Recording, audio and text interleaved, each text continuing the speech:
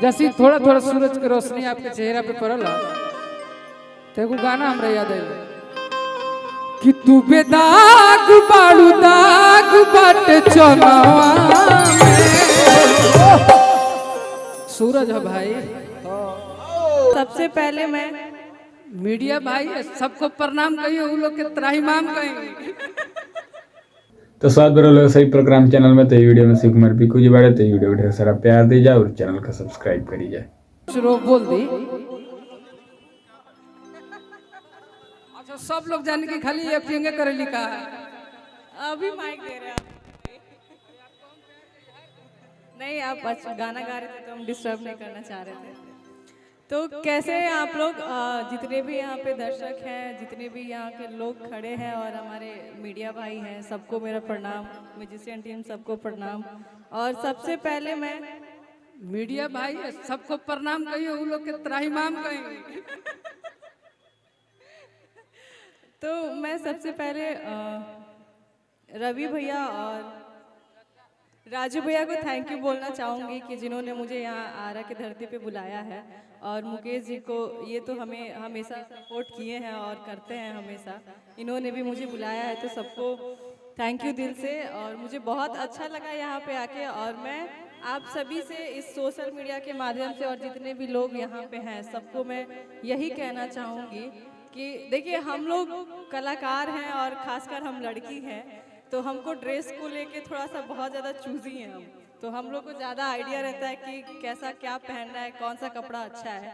तो मैं आप सबको बता दूं कि आरा में ये इंडो एरा जो आपका मॉल जो अभी आज उद्घाटन हुआ है, मैं आई यहाँ पे और देखी यहाँ का कलेक्शन, मुझे बहुत ज़्यादा अच्छा लगा।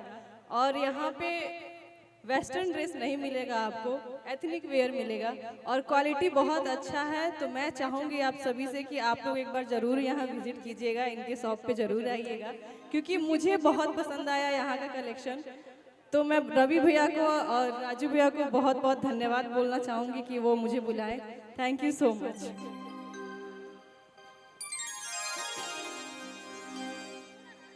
राजू भैया के और उनकर टीम के समस्त भाई लोग के सबके बहुत बहुत आभार। हमने सब कलाकार के यहाँ पे मौका देने की, हमने के शोरूम के उद्घाटन में शामिल हुई और उनका हमने सब कलाकार की तरफ से दिल से बधाई। देखिए, हम त्राहिमाम काहे कहने हैं, वो लोग भोजपुरी के जो लोग बना सबसे बड़ा पीआर कंपनी हो। केहू रहे चाहे ना दुनिया देश विदेश के कोनो कोना में, जहाँ वो लोग पहुंचे हैं वहां ले भोजपुरी पहुंच जाए। और हमरा भैया केहू से कोनो शिकायत नहीं की। जहाँ तक हमके आप लोग जाने ला, हम हमेशा जे मन में आवश्यक करो थोड़ा बहुत संभार ले, बताओ उतने में हम सही हो जाए। काहे कि शिल्पी जी आपको देखे तो हमको एक गाना याद आया।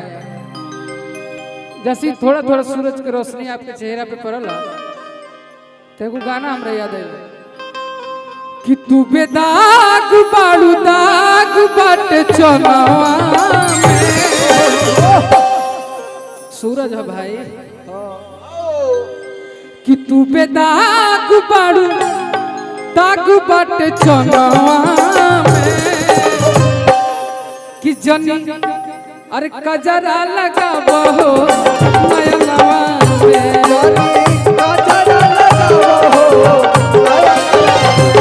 जनी कजरा लगाबो नयनवा में।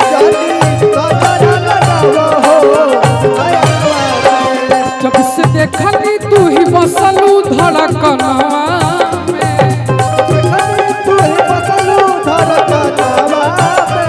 जब से देखली तू ही बसलू धड़कनवा।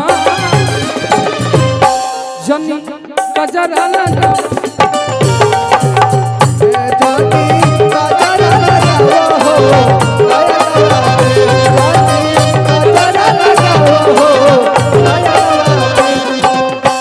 दीवाना धड़के तोहरा प्यार में। दीवाना धड़के तोहरा प्यार में। और जब से बाटे लगलू डार में। दीवाना धड़के तोहरा प्यार में। और जब से बाटे लगलू डार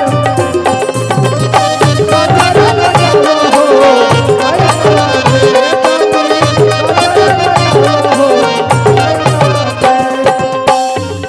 गजरा लगाबो हो नयनवा में काहे कि ललकी टिकुलिया लागे कि पूनम के चांद हो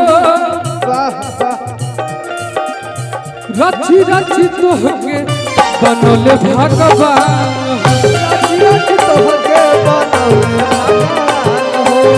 रची रची तोहके रची रची तोहके बनौले भगवान हो काहे एक गाना हम गए रहे आप लोग के आशीर्वाद से 4-5 महीनों में 20-25 मिलियन लोग सुन ले लेबा फैशन के दुकान भइलू कि न बही के जवान भइलू तू त लागत रूपम ना हीरोइन से कम अब के सयान भइलू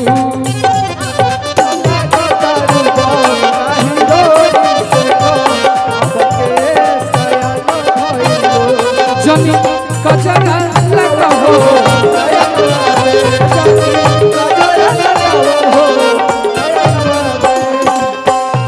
कि माथ के टिकुलिया लागे कि पूनम के चांद हो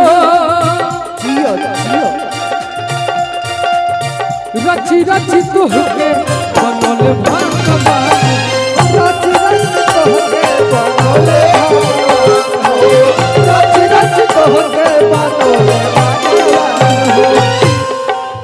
ऐसन रूपवा ना बिकाला हो तो कनिया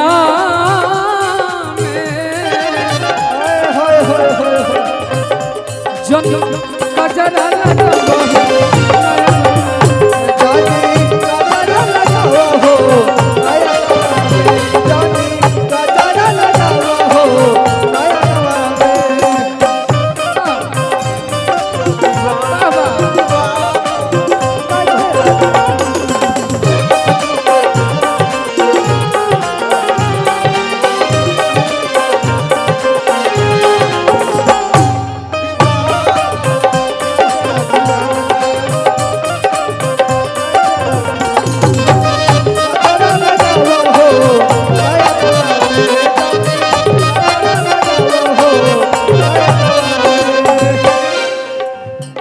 और इतना पढ़ाई कैला के बाद हम जाते जाते ही कहो अरे ना जे प्यार पवित्र होला तो ओकरा पना ही जोर चले पवित्र होला तो पना ही जोर कि उड़ जाला पंछी पिंजरा से तब तब शिकारी हाथ मले पंछी पिंजरा से शिकारी हो सब कुछ एही विभु के अपना सब कुछ अरे की हऊ हमर भैया के की हऊ हमर भैया के कि अपन दिल से विसार दा तब परसों से मांगा तानी प्यारी हो प्यार दा ओ खुदा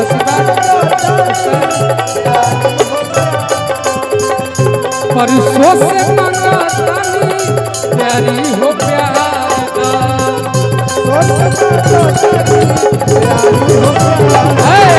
चल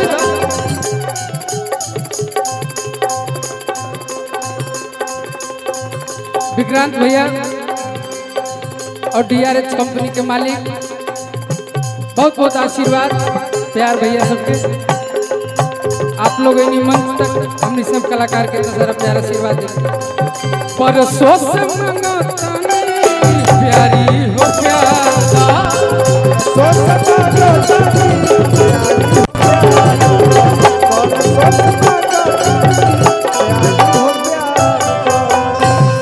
परसों से मांगा तनी प्यारी हो प्यार दो चाह एक गनौरी मुकेश भैया शिल्पी रागवानी जी के बैठाई एक गाना के बाद इनकर एक दो गो परफॉर्मेंस, हाँ तब तो कुछ